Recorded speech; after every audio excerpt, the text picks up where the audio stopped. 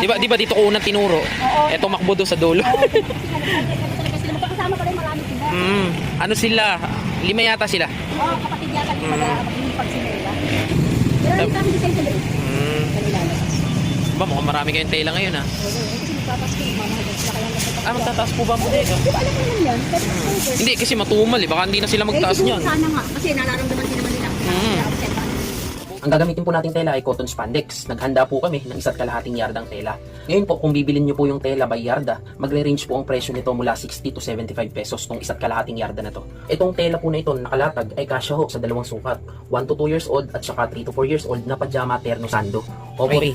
So, yan po yung ating natapos, ano? Ito yung pang 1 to 2, ito yung pang 3 to 4. Tatry po natin pasukat yan sa ating mga model. So, yan po yung natapos natin, no?